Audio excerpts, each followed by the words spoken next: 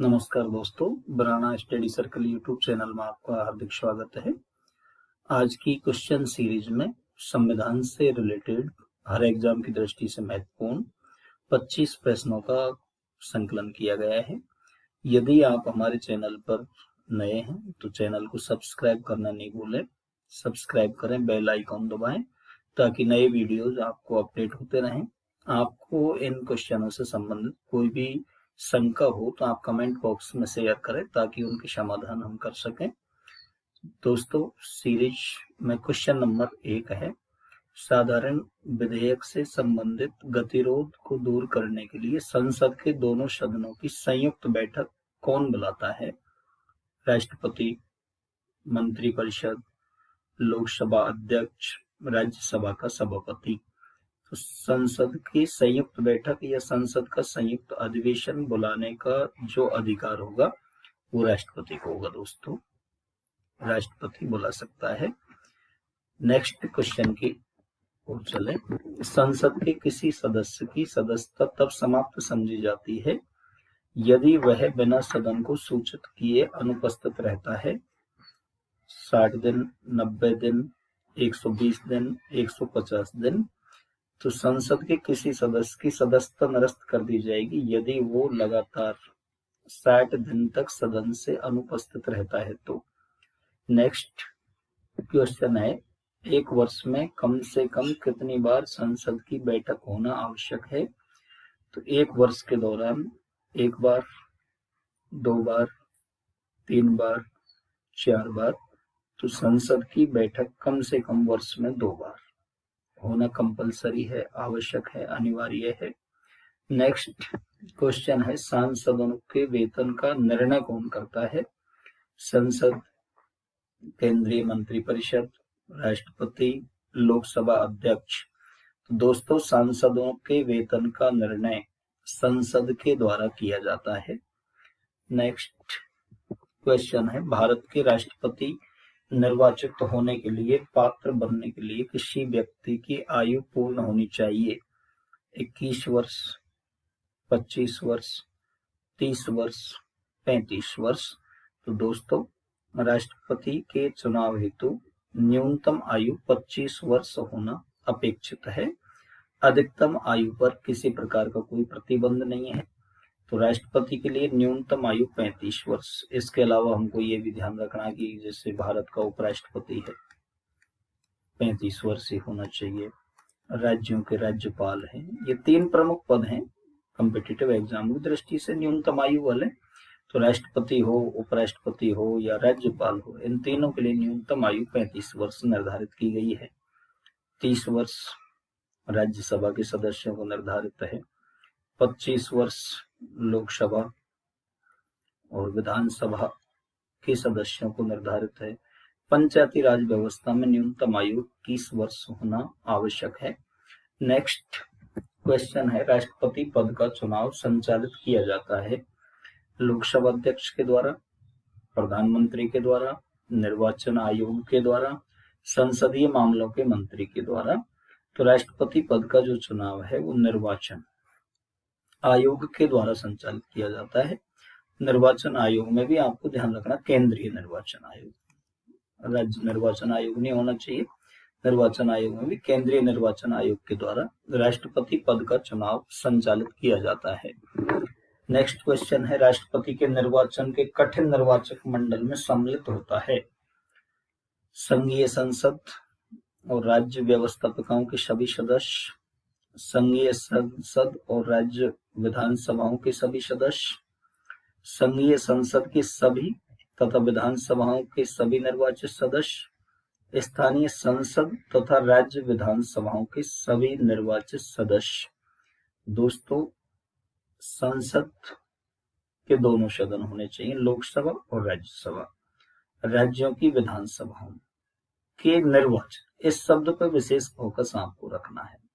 यदि यही विकल्प ऐसे होता संसद और राज्य विधानसभाओं के सभी सदस्य, तो ये रॉन्ग हो जाता, क्योंकि सदस्य 2 प्रकार के होते हैं, मनोनीत और निर्वाचित। तो राष्ट्रपति के चुनाव में खास बात यह है कि मनोनीत सदस्य भाग लेने का अधिकार नहीं रखते हैं। राष्ट्रपति के चुनाव में संसद के दोनों सदन होंगे, लोकसभा राज्यसभा। तो अपन को ये ध्यान रखना है, लोकसभा राज्यसभा और विधानसभाओं के निर्वाचित, विशेष फोकस रखना, निर्वाचित सदस्य राष्ट्रपति के चुनाव का भाग होते हैं, निर्वाचक मंडल में शामिल होते हैं। और निर्वाचक मंडल का जिक्र कौन से अनुच्छेद में किया गया है, ये भी थोड़ा सा नोटिस होना चाहिए। 54 में किया गया है, आर्टिकल 54 में राष्ट्रपति का निर्वाचक मंडल है। कौन राष्ट्रपति के चुनाव में तो मतदान नहीं करते हैं, परंतु उपराष्ट्रपति के चुनाव में मतदान करते हैं।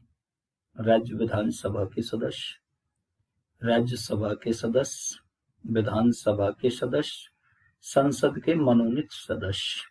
तो इसका आंसर होगा दोस्तों संसद के मनोनीत सदस्य ऐसे होते हैं जो राष्ट्रपति के चुनाव में मतदान नहीं करते हैं, लेकिन उपराष्ट्रपति के में करते हैं। अभी पिछले क्वेश्चन में जिक्र कर रहा था, राष्ट्रपति के चुनाव में तो केवल और केवल निर्वाचित सदस्य ही भाग लेते हैं। तो संसद के मनोनीत सदस्य ऐसे होंगे जो राष्ट्रपति के चुनाव में भाग नहीं लेते हैं, लेकिन उपराष्ट्रपति के चुनाव में भाग लेते हैं। नेक्स्ट क्वेश्चन है दोस्तों, राष्ट्रपति पर महाभियोग का आरोप संसद के किस सदन द्वारा लगाया जाता है? लोकसभा, राज्यसभा, संसद के किसी भी सदन के द्वारा, उपयुक्त में से किसी के द्वारा नहीं। तो राष्ट्रपति पर अनुच्छेद 61 ध्यान रखना अच्छा है, राष्ट्रपति पर महाभियोग कौन से अनुच्छेद के अंतर्गत लगाया जा सकता है? 61। तो ये महाभियोग का जो प्रस्ताव है ये संसद के किसी भी सदन के द्वारा लाया जा सकता है, मतलब लोकसभा भी ले सकती है और राज्यसभा भी ले सकती है, लेकिन बात यह है लोकसभा यदि ले तो 100 सदस्यों के द्वारा उसको हस्ताक्षर प्रस्ताव को होना जरूरी है, और यदि राज्यसभा ले तो 50 सदस्यों के हस्ताक्षर होना आवश्यक है। नेक्स्ट क्वेश्चन की बात करें दोस्तों, राष्ट्रपति को निम्न में से कौन पद और गोपनीयता की शपथ दिलाता है? भारत का मुख्य न्यायाधीश, प्रधानमंत्री, अटॉर्नी जनरल, महान्यायवादी या महाधिवक्ता? तो राष्ट्रपद और गोपनीयता की शपथ भारत का मुख्य न्यायाधीश, चीफ जस्टिस के द्वारा दिलाई जाती है। नेक्स्ट क्वेश्चन है, राष्ट्रपति का रिक्त स्थान भर लिया जाना चाहिए 30 दिनों में, 6 माह में, 9 माह में, 1 वर्ष में? तो दोस्तों राष्ट्रपति का रिक्त पद निश्चित रूप से 6 माह के अंतर्गत भर लेना चाहिए। नेक्स्ट क्वेश्चन है, भारतीय राष्ट्रपति के सर्वसम्मति से चुने जाने का अभी तक एकमात्र उदाहरण है? Doctor Rajendra Prasad, doctor S Radhakrishnan, doctor Zakir Hussain, Neelam Sanjeeva Reddy. तो सर्वसम्मति की जगह एक शब्द और भी हो सकता है दोस्तों, निर्विरोध। कभी कभार इसकी जगह निर्विरोध शब्द भी ले लेते हैं। तो सर्वसम्मति से यह निर्विरोध चुने गए पहले राष्ट्रपति भारत में नीलम संजीव रेड्डी थे। नेक्स्ट क्वेश्चन है दोस्तों, निम्नलिखित में से भारत का राष्ट्रपति किसकी नियुक्ति नहीं करता है? उपराष्ट्रपति, प्रधानमंत्री, राज्यपाल, मुख्य निर्वाचन आयुक्त? तो उपराष्ट्रपति, भारत का उपराष्ट्रपति नियुक्त नहीं होता है, ये दोस्तों निर्वाचित होता है। इनका चुनाव होता है उपराष्ट्रपति का, जिनके चुनाव होते हैं वो नियुक्त नहीं माने जाते, वो निर्वाचित माने जाते हैं। प्रधानमंत्री की नियुक्ति बिल्कुल राष्ट्रपति करेगा, राज्यों में राज्यपालों की नियुक्ति राष्ट्रपति करेगा, मुख्य निर्वाचन आयुक्त की जो नियुक्ति है राष्ट्रपति के द्वारा की जाएगी। तो इसका उत्तर होगा दोस्तों उपराष्ट्रपति, क्योंकि ये निर्वाचित होता है, नियुक्त होता ही नहीं है। नेक्स्ट क्वेश्चन है, निम्नलिखित में से कौन राष्ट्रपति का कार्य नहीं है? लोकसभा का सत्र बुलाना, लोकसभा का विघटन करना, लोकसभा का सत्र अवसान करना, किसी सत्र के अंतर्गत लोकसभा की बैठकें आहूत करना। तो दोस्तों इसका है द, किसी सत्र के अंतर्गत लोकसभा की बैठकें आहूत करना राष्ट्रपति की जिम्मेदारी नहीं है, इस कार्य को लोकसभा अध्यक्ष करता है।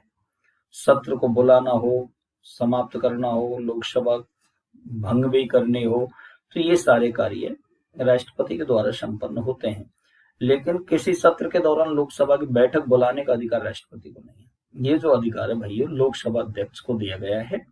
नेक्स्ट क्वेश्चन है, अध्यादेश जारी करने का अधिकार राष्ट्रपति का कैसा अधिकार है, कौन सा अधिकार है? विधायी, प्रशासनिक, न्यायिक, वैयक्तिक। तो अध्यादेश जारी करना राष्ट्रपति के विधायी शक्ति के अंतर्गत, विधायी शक्ति के अंतर्गत शामिल किया जाएगा।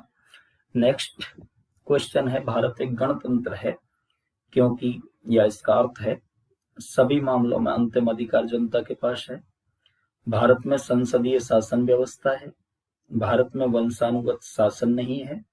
भारत राज्यों का संघ है। तो दोस्तों इसका राइट आंसर होगा भारत में वंशानुगत शासन नहीं है। इसके अलावा विकल्पों में ज्यादातर मिलता है भारत में राष्ट्रपति निर्वाचित होता है, वंशानुगत नहीं। तो निर्वाचित होने के कारण हम भारत को एक गणतंत्र की श्रेणी में रखते हैं। ये दो प्रश्न बहुत आयत में पूछे जाते हैं। भारत एक पंथ निरपेक्ष देश है क्योंकि हमारा कोई राष्ट्रीय धर्म नहीं है, हम सभी धर्मों का आदर करते हैं, इसलिए तो पंथ निरपेक्ष है। और हम गणतंत्र हैं क्योंकि हमारा राष्ट्रपति निर्वाचित होता है, वंशानुगत नहीं होता है। नेक्स्ट क्वेश्चन है, राष्ट्रपति के चुनाव में विवाद होने की स्थिति में किसकी सलाह ली जाती है? उपराष्ट्रपति, चुनाव आयोग, सर्वोच्च न्यायालय, लोकसभा अध्यक्ष। तो इसका राइट आंसर है दोस्तों सर्वोच्च न्यायालय। राष्ट्रपति के निर्वाचन संबंधी विवाद हो चाहे उपराष्ट्रपति के निर्वाचन संबंधी विवाद हो, इन दोनों में ही जो सलाह ली जाएगी सर्वोच्च न्यायालय, सुप्रीम कोर्ट या उच्चतम न्यायालय से ली जाएगी। नेक्स्ट क्वेश्चन है दोस्तों, अपनी पद अवधि समाप्त होने से पूर्व उपराष्ट्रपति को उसके पद से हटाने का अधिकार है। राज्यसभा को, संसद को, लोकसभा को, उच्चतम न्यायालय को। तो इसका राइट आंसर है दोस्तों राज्यसभा, क्योंकि उपराष्ट्रपति जो होता है वो राज्यसभा का ही पदेन सभापति होता है। तो समय से पूर्व उसका पद से हटाना हो तो इस कार्य को राज्यसभा ही कर सकती है। संसद, लोकसभा, उच्चतम न्यायालय इस कार्य को नहीं कर पाएंगे। नेक्स्ट क्वेश्चन है, राज्यसभा में राज्यों का प्रतिनिधित्व किस बात पर निर्भर करता है? किसी राज्य के क्षेत्रफल पर, किसी राज्य की जनसंख्या पर, उपयुक्त दोनों पर, उपयुक्त में से कोई नहीं। तो दोस्तों चाहे लोकसभा हो, चाहे राज्यसभा हो, चाहे विधानसभा हो, सीटों का जो निर्धारण होता है, सीटों का निर्धारण राज्य की जनसंख्या के आधार पर होता है। अभी राज्यसभा से ही मतलब नहीं है। यदि लोकसभा में भी प्रतिनिधित्व की बात करें तो वो भी किसी राज्य की जनसंख्या पर डिपेंड करेगा। तो राज्यसभा में सीटें मिले या लोकसभा में सीटें मिले, जनसंख्या पर ही डिपेंड करता है। नेक्स्ट क्वेश्चन की बात करें, राज्यसभा के सदस्यों का कार्यकाल कितने वर्ष का होता है? 3 वर्ष, 4 वर्ष, 5 वर्ष, 6 वर्ष। देखिए दोस्तों राज्यसभा के सदस्यों का कार्यकाल 5 वर्ष, 6 वर्ष होता है। लोकसभा के सदस्यों का कार्यकाल 5 वर्ष होता है। यदि प्रश्न ये हो कि राज्यसभा का कार्यकाल होता है तो राज्यसभा एक स्थायी सदन है, उसे राष्ट्रपति भी कभी भी भंग नहीं कर सकता। तो राज्यसभा का कार्यकाल तो निर्धारित नहीं है, खाली राज्यसभा की बात करें तो। लेकिन प्रश्न ये हो कि राज्यसभा के सदस्यों का कार्यकाल, तो सदस्यों का जो कार्यकाल है वो निश्चित 6 वर्ष निर्धारित किया गया है। नेक्स्ट क्वेश्चन है, लोकसभा में राज्यवार सीटों का आवंटन 1971 की जनगणना पर आधारित है। यह निर्धारण किस वर्ष तक यथावत रहेगा? 1949, 1950, 1954, 1952। दोस्तों इस प्रश्न में टेक्निकली गलती के कारण विकल्प इसके थोड़े गलत हो गए हैं। हमको ये ध्यान रखना है लोकसभा में जो सीटें हैं 2026 तक ये सीटें यथावत रहेंगी। नेक्स्ट क्वेश्चन पे गौर करें, वर्तमान लोकसभा में प्रत्येक राज्य के लिए स्थानों का आवंटन आधारित है 1951 की जनगणना पर, 61 की जनगणना पर, 71 की जनगणना पर, 91 की जनगणना पर। तो वर्तमान में जो लोकसभा में प्रत्येक राज्य के लिए स्थान निर्धारित किए गए हैं वो 1971 की जनगणना के आधार पर किए गए हैं।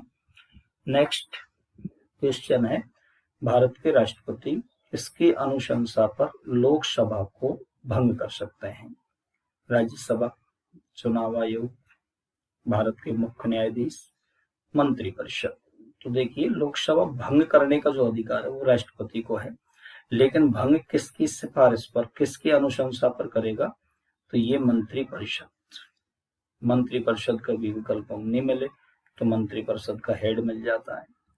हेड कौन होता है? प्रधानमंत्री। तो लोकसभा जो भंग की जाएगी वो मंत्रिपरिषद या प्रधानमंत्री की सिफारिश पर ही भंग की जाती है। नेक्स्ट क्वेश्चन है दोस्तों, संसदीय तंत्र में वह व्यक्ति प्रधानमंत्री चुना जाता है जो निम्न का नेता होता है: उच्चतम सदन में बहुमत द्वारा, निम्न सदन में बहुमत द्वारा, उच्च सदन में अल्पमत द्वारा, निम्न सदन में अल्पमत द्वारा।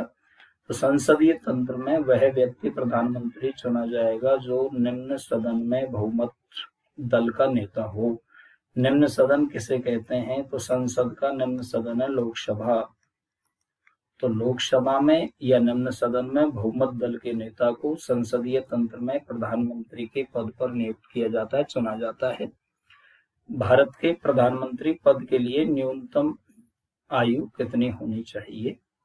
25 वर्ष, 30 वर्ष, 35 वर्ष, 40 वर्ष।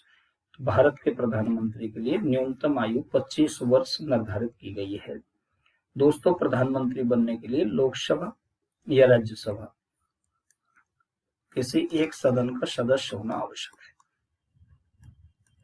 या तो प्रधानमंत्री राज्यसभा का सदस्य होगा या लोकसभा का होगा।